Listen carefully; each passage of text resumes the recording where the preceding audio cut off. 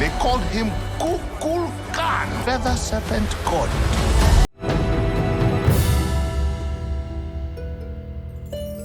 This is Brian, ScreenFiles.com and Trailer into Reaction.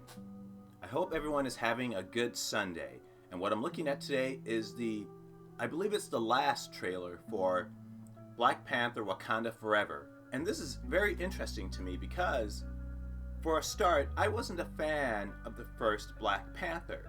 I thought it had very interesting moments, but it never quite gelled. Never mind having in the third act special effects that were very underbaked, which is interesting because, if you recall, Marvel Studios has been accused of treating its special effects providers particularly bad in terms of what they do and when they want it, and changing their minds. So if you prepare an effect and they don't like it, they may tell you to do it again, no matter how much time remains for that to happen, which, for obvious reasons, is a problem. And another thing is that it relied on the cliche in the third act as well of fighting someone who essentially looks just like me and is a little more powerful. This is a story idea that Marvel uses more often than they perhaps should. It's present in the first Iron Man, and I'm willing to bet if you look harder, you'll find it in other places beyond Iron Man and Black Panther.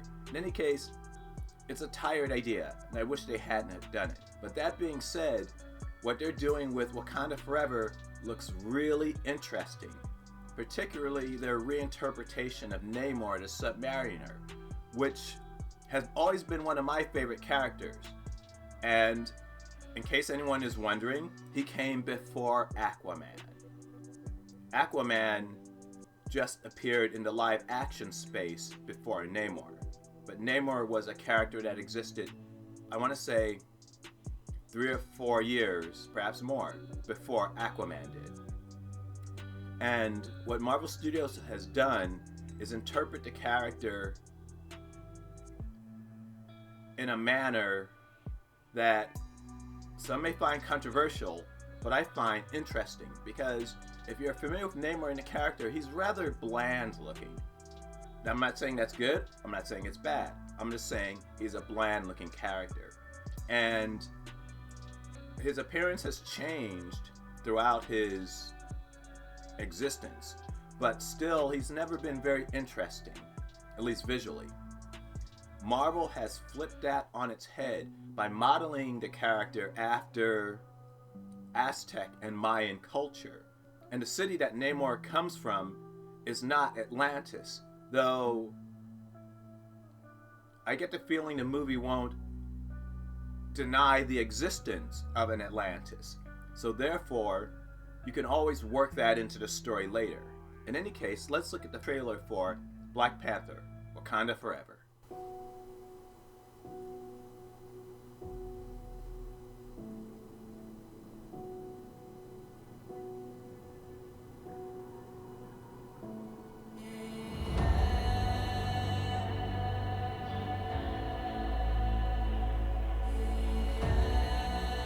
Only the most broken people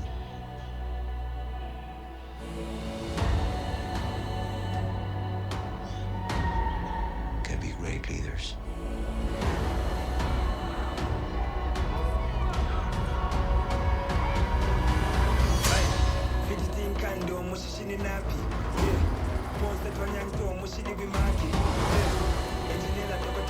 His people did not call him general or king. They called him Kukulkan, the Feather Serpent God. Killing him. Oh, check out the wings! Eternal war. He's coming for the surface world.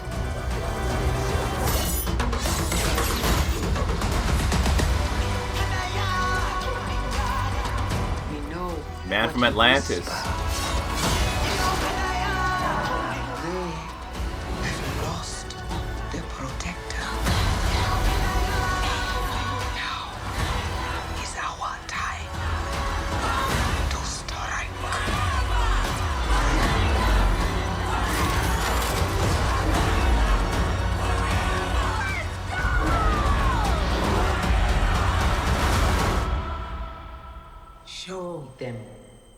who we are.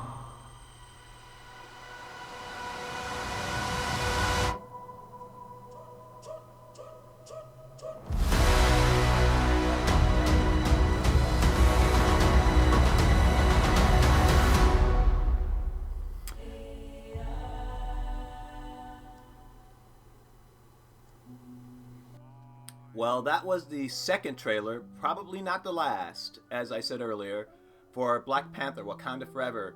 And it's not as amazing as the first trailer, but then again, that first trailer, for many reasons, is just not going to be topped. So that's something I need to accept going in. It tells you quite a few things. For instance, not only is Wakanda battling Namor, but apparently there's a military presence, as in United States, more than likely. Military presence they're also fighting, which has been hinted at in the first trailer as well. So what's happening appears to be a power struggle of some sort. And Ironheart is also introduced, a character I know relatively little about, and to be honest, I'm not terribly interested in. I mean, I don't dislike her. I don't like her either. As I said, she's a cipher to me. She just doesn't really interest me. Though, a lot of political upheaval seems to be happening and conflict with Namor and his people. I want to say Namor is from Atlantis, but once again, his character is not from Atlantis. And another thing is that look at the photography for this movie. If you recall Aquaman, while it was an attractive movie, the underwater effects were pretty, let's say, mediocre, in the sense that it was fairly obvious that these people were not underwater. It didn't look bad, but in terms of selling the idea that we're underwater, it failed. They just didn't look like it. It was fairly obvious what we were witnessing was special effects work. That clearly these people are not in water. It just looks interesting visually. While from what I can tell from the second trailer for Black Panther, Wakanda Forever, there seem to be shots of people actually in water. It visually feels different. And part of the reason why I think it works better here, or at least it appears to work better in Black Panther Wakanda Forever, is that if you're ever swimming and you open your eyes in water, it's not perfectly clear short of a swimming pool. There's all kinds of matter and particulates floating around with you. And with Wakanda Forever, they seem to be embracing that. In other words, it's not crystal clear.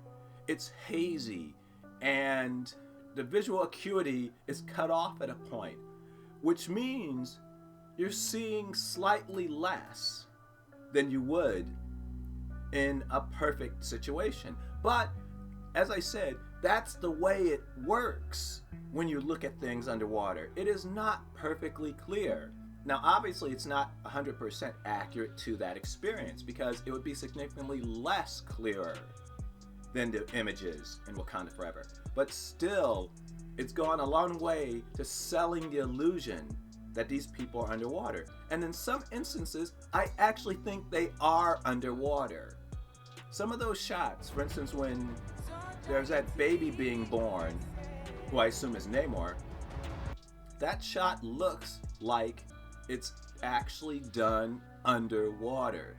And the reason I say that is that there's a certain weightlessness to it. Once again, if you go swimming, you tend to be, to some degree, buoyant. And that's the way the characters look. They kind of just are floating in a way that doesn't feel deliberate. In any case, Wakanda Forever looks fascinating. Namor has always been one of my favorite characters, and I'm really curious of how they interpret him. Though, what do you think? This is Brian with ScreenFiles.com and Trailer to Reaction. Do you agree, disagree? Let me know down below. And as usual, consider a like or a follow. Peace.